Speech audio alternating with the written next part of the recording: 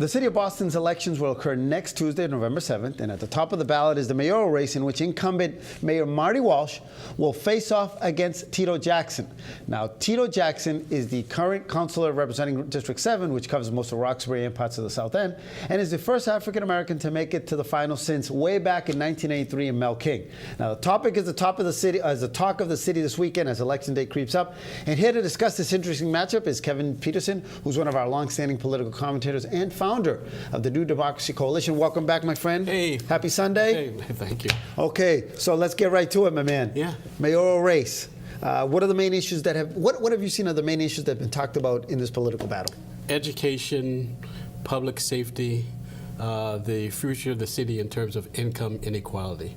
Those are some of the main issues that have risen. Unfortunately, from my perspective, none of them have addressed them in any comprehensive and exacting way. Either one of the candidates? Neither candidate, and that's sad. Part of the reason why those issues haven't been addressed substantively is because of the paucity of debates.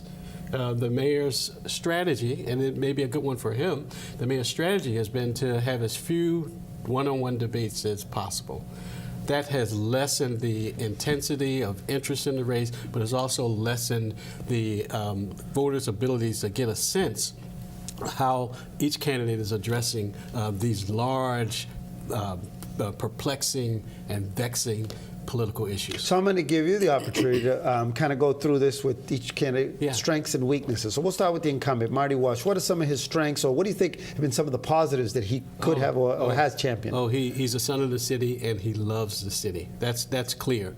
And he connects with the voters across the city. He's grown from a parochial state representative in the Savin Hill district to a person who embraces the city, and the city embraces him. That's positive about him. Positive about Councilor Jackson? Sure.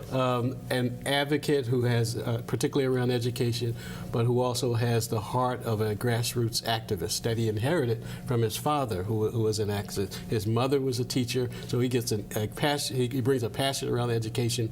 His father was an activist, so he brings to this race a real concern, a real interest around education and activism on the very grassroots level. That's why he is beginning to resonate in his base communities, which are communities of color and a progressive community throughout Jamaica Plain and the South End. All right, now if you were looking at this on the other side, right, what would you say are Mayor Walsh's weaknesses? Well, I think it's he's politically a little thin-skinned.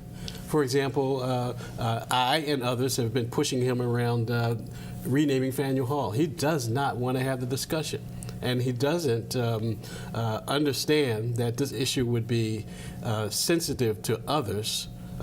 His thin-skinnedness about this has irked voters. So that's a deficit that he needs to grow out of once he becomes, if he's reelected mayor. Deficit on Councilor Jackson's side is that he has not been able to really expand his base across the city. So his message, in some ways, is narrow. We've seen him grow, of course, over the course of the campaign. He's shown his prowess and his ability to articulate the issues far much better than Mayor Walsh, I believe. But we also see a very thin band in terms of his policies and his ability to resonate across all 26 neighborhoods of the city. Yeah, talking about the neighborhoods in certain areas, certain pockets, especially the ones that we really speak to, had really low turnout, voter turnout at the primary. Is that going to change on Tuesday? It will change a bit. I'm working on a voter turnout mobilization project within communities of color in District 4, which is Mattapan and Dorchester. District 4 is represented by City Councilor Andrea Campbell. Turnout was about 8%. Ooh. That's awful. Yeah. And it's irresponsible for us, for voters, to not turn out, but it's irresponsible for activists and the city not to be more invested and ensuring that everybody turns out to vote. We should have 100% voter turnout, and we should be devising ways. One of the things that's always irked me, Alberto, is that civics has been eliminated from the public schools. It hasn't been taught since 1972. You wonder why 18-year-olds graduate with a lack of interest in public life and in voting. It's because they're not taught. So we need to systematically think about how we can change the civic culture in this city. Yeah. How about what are you looking at in terms of the city council races, very briefly? There's a very interesting race going on in Roxbury, the race that wherein a person will replace Tito Jackson.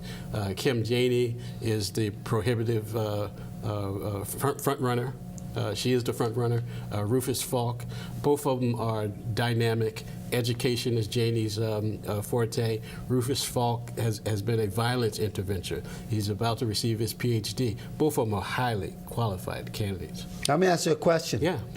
Are you going to still give out $500 to some random voters on Tuesday? Yeah. How are you going to do that? With 500, I wonder if we can get $500 bills. But no, we are going to approach voters randomly across communities of color. We're going to restrict it to low voting areas, and we're going to reward them for voting. We're not going to pay them, but we want to demonstrate symbolically that voting is a precious civic right, and it's something that's to be valued. So we're going to be like Publishers Clearinghouse. Yeah. We're going to walk up to voters randomly with a microphone and Facebook Live and ask them if they just voted. And they say, yeah, and we're going to smack them with $500. Good idea. I know we discussed that on Urban Update in previous weeks, but hey, anything to help get out the vote, right? That's right. I mean, democracy is invaluable. So when you talk about $500, you're talking about nothing if you're going to prove a point around the importance of democracy. Good. I'm going to send a little message out to Soko Thompson, because I think we took a picture of a young man called Tito Arroyo. I hope she tees it up or is looking for it, because I know we took a picture earlier, and I'm going to do a little special shout out. Hey, man, thank you for coming by, and we'll see you around Tuesday, right? Everybody go out and vote on Election Day. All right. Well, that's it for this edition of Urban Update. But before we go, yes, a special shout out from all of us to our good friend Tito Arroyo of Tito's Cafe. He's here at the station. Now, Tito is moving on, going to work for the city. And although we all wish him well, he will certainly be missed around here. I am Alberto Vasallo. For all of us here on Urban Update, have a great Sunday.